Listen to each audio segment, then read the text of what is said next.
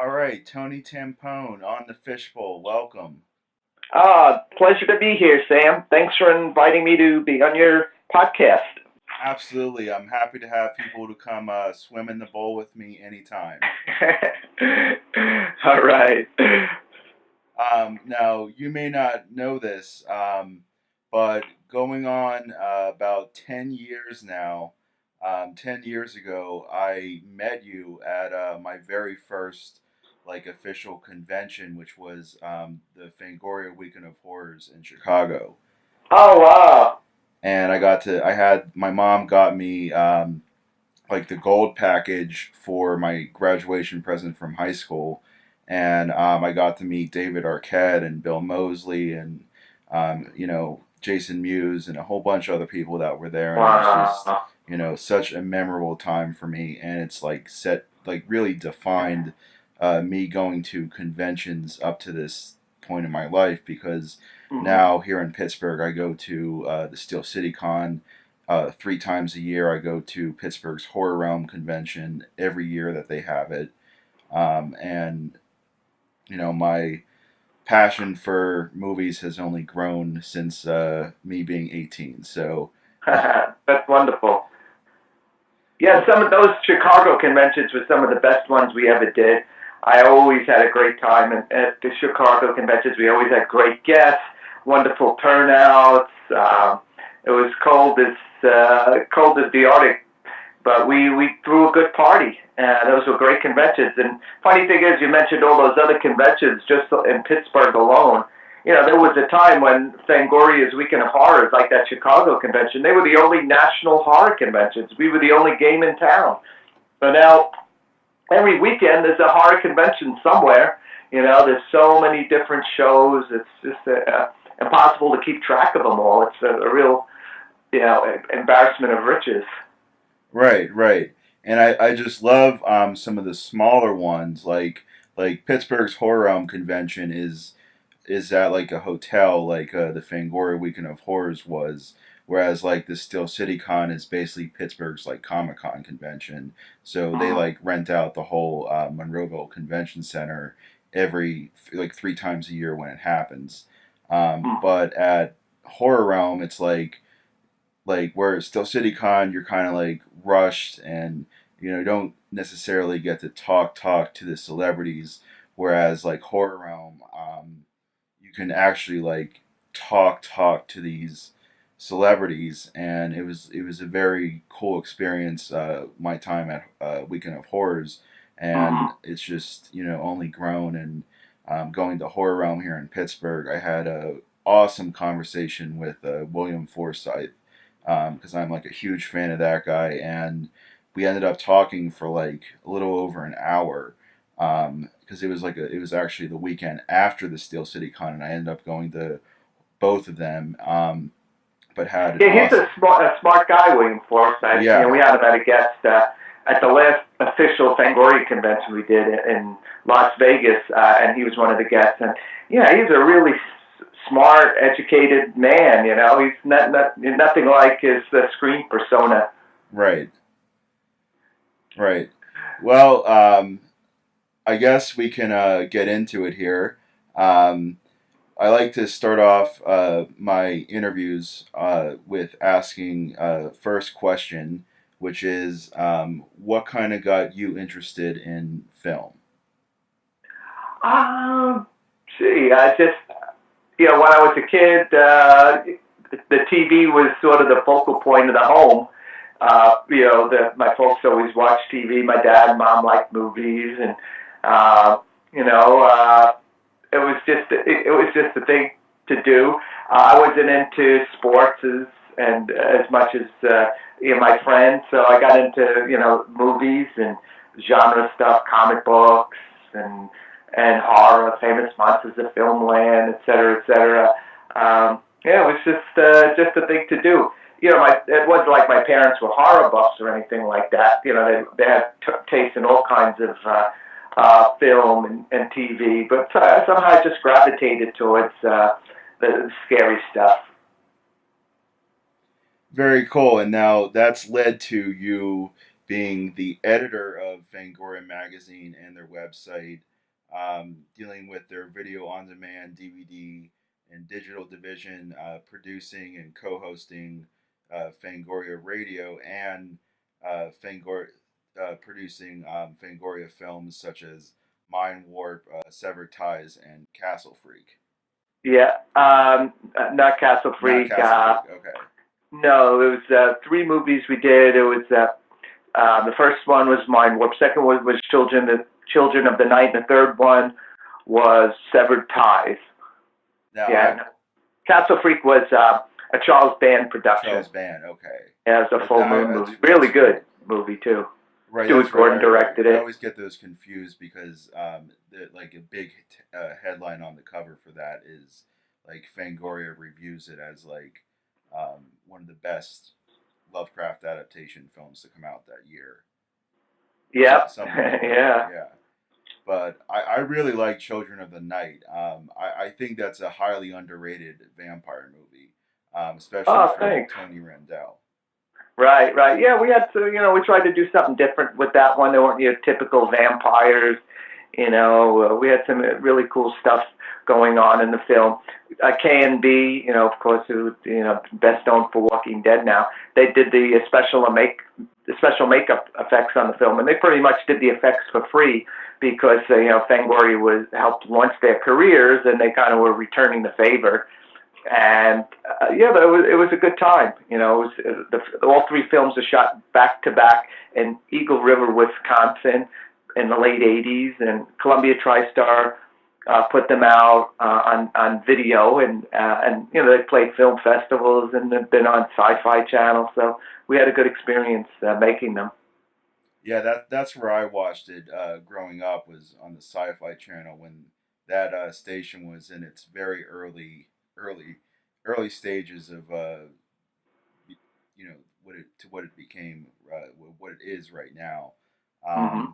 But I mean, I always loved turning on the Sci-Fi Channel in like the late '90s, early 2000s, and just seeing like what wild B grade movies they'd be playing. I mean, that's where I got to see H.P. Lovecraft's Necronomicon, Book of the Dead, and Mm-hmm. Phantasm 2, and the Alligator movies, and the horrible Howling sequels, Right. and just a number of other awesome films. And I actually just graduated here at Point Park University for screenwriting, so Nice. it's definitely influenced me in my writing, and love to write horror sci-fi. That's really where it's at. Mm-hmm. Great. But Great. I guess we can get to the first thing we could talk about, which is um, uh, Funimation's Shin Godzilla, Mm-hmm. hitting theaters this October. Yes. Yeah. Well, it's kind of appropriate that I'm involved in the U.S. release because I've been a huge Godzilla fan ever since I was a kid. That was what I first got into movies, was watching Godzilla films. To return to your original question, I really love the original Godzilla and all the sequels, et cetera, et cetera. And as editor of Fangoria, I put Godzilla on the cover several times. And of course, I bought the first issue of Fangoria when it came out, which had Godzilla on the cover. And I've been working with Funimation over the years, programming their movies at the Fantasia Film Festival in Montreal, which is one of my jobs. I'm a co-director of international programming there. And, they always had such cool movies, anime films, live action, a lot of really cool Japanese films. And they acquired the new Godzilla film, Shin Godzilla, which is sort of a return to form for the character.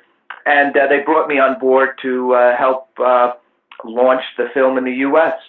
with starting now and right through the film's release. It's going to be in 440 theaters from October 11th through the 18th, and I'm getting a lot of the horror and sci-fi community on board to support the release, because so many of the Toho Godzilla films never got to play theatrically in the U.S., which was a shame because they were they were really good, like Godzilla Final Wars and Shizuki Kaneko's Godzilla, Mothra King Ghidorah, That was a terrific movie, and I want to see these movies on the big screen like they're intended.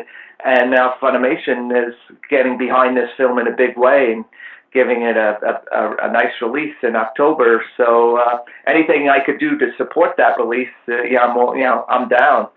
So thanks for mentioning it here, because I hope the fans go out and support the movie on the big screen. Absolutely. I mean, I'm a huge Godzilla fan. Ah, great. My favorite was always Godzilla versus the Smog Monster. I Yeah, I think that was one of the first ones. The first one I saw in a theater as a kid was Godzilla's Revenge. I also saw Godzilla versus the Smog Monster in the theaters, and a lot of the 70s, 80s, and 90s Godzilla films. I either saw them on the big screen or at film festivals or film markets. But most of the Japanese Toho Godzilla movies in the last 20 years have really been haven't got much of a release. Well, it was Godzilla 1985 that New World put out, and wasn't that good, but that played in nationally.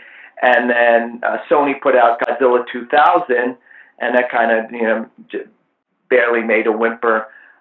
So now's a chance for diehard Godzilla fans to return to the series after the two American versions and see Godzilla the way his native country does it.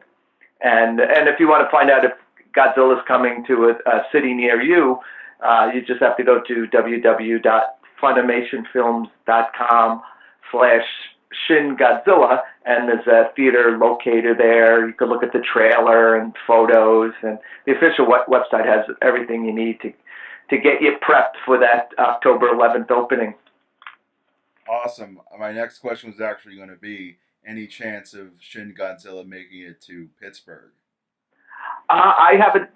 Did you look at the locator? Did you see if it was one of the theaters? I actually haven't had a chance to yet. I've Oh, okay, been because it might indeed be playing there. I don't know all the. It's on 440 screens, and more are being added every day. So chances are it might be in there. It's like I said, they keep adding theaters. Yeah, I there's hear Godzilla in the I hear background. the You hear Godzilla in the background. him? Yeah. Awesome. I'm actually a huge uh, toy collector in a sense. Like my room is filled with any type of action figure dealing with movie movie themed stuff. I'm probably the biggest Schwarzenegger nut you'll ever meet. Oh wow. And I have enough Schwarzenegger figures to literally have a wall of Schwarzenegger. Um, Uh huh. Oh. but I Oh. also have Oh. a few Godzilla figures as well. Yeah, me And too. Yeah, I love those toys. yeah, I mean, They're I really really cool. like the NECA line that they're putting out. Uh Um, huh. NECA's where it's at. um, Hey, for the record, Godzilla is going to be at the Southside Works Cinema 10 in Southside Pittsburgh, Works.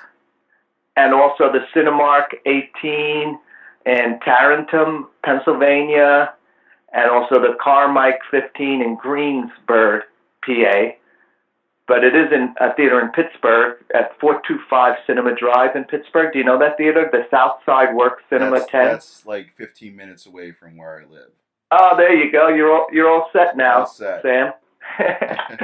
You hear that, Pittsburghers? We got Shin Godzilla coming to Pittsburgh. Check it out. Yay! Great, great. So you're all set. Awesome. Well, I guess we can talk about the second thing on the list, which is you are going to be hosting Monster Palooza 2016 and 2017.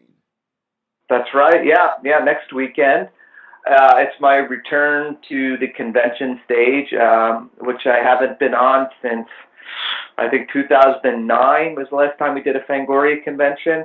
Monster Palooza is a show that came along in the wake of the success of these great Fangoria conventions we were doing in the 80s and 90s up until, like I said, 2009.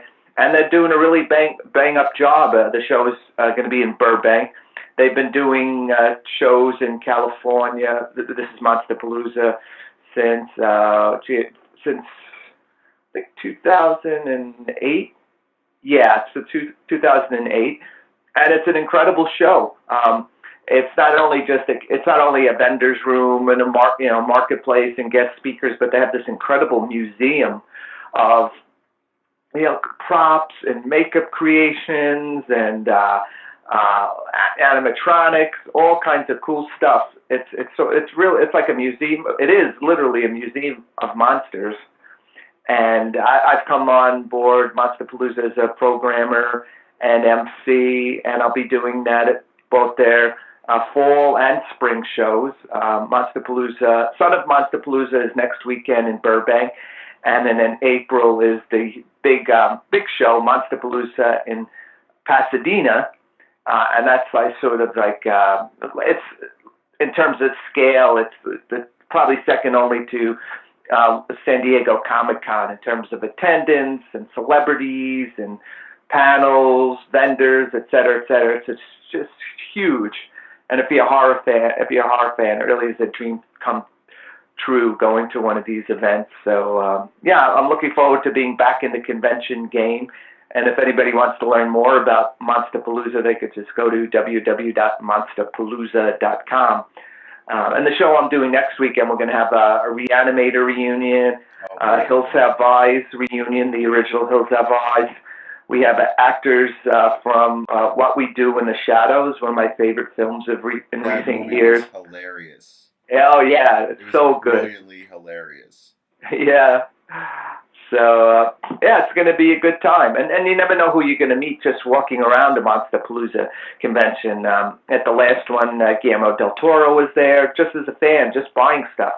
J.J. Abrams, the Star Wars, Star Trek director, he came in, just to hang out and see what all the big deal was about, and I'm expecting more of that next weekend.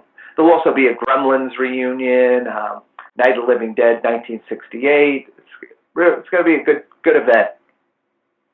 Awesome. That I Yeah. really wish I could buy a plane ticket and fly out for that event. However, I have seen some of the stuff they posted on Facebook from a few of the prior events because I'm friends with Matt Winston and a few other makeup effects artists Ah, on great. Facebook, and I always Yeah, Matt follow does a that lot of stuff. stuff at the show. His school that was named in his father's Right. honor. They're a big sponsor of Monsterpalooza. I actually did an Yeah. interview with Matt a while back, and Stan was just probably one of the main reasons I'm one into Arnold Schwarzenegger, and two that I'm into sci-fi, horror, and monster movies in Wow. general because his makeup effects skills at what he did and created just had a huge impact on my imagination and again my style of writing and you know Great. action slugs with putting in stuff for makeup effects cues and whatnot and it was just a great interview and I'm looking forward to setting something up with him again like a series of Great. Great. interviews where we kind of get like the behind the scenes on the various films that his dad worked on Yeah, um, Stan was really an amazing guy. He was incredibly talented. He was a genius. He really brought so much intelligence and life to special makeup effects. His creatures were so alive, and they were so iconic. You know, the Alien Queen, the Terminator, Predator. His stuff really became so iconic, and he was one of the greats. And I still feel his loss. I can imagine what his family's going through. And so I was just so devastated when I heard he died. You right know, he was a big supporter of Fangoria. He always came out to the shows. He never turned me down for an interview or to be part of one of our events. And he was real good guy. It's a shame that he was taken way too young.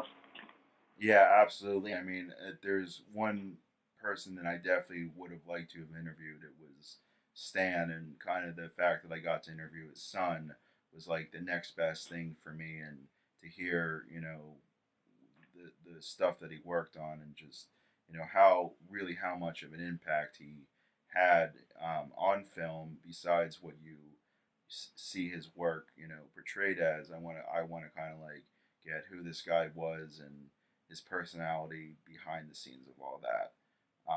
Because everything that Matt said, it was just brilliant guy, really nice guy, and like you said, just definitely taken way too soon.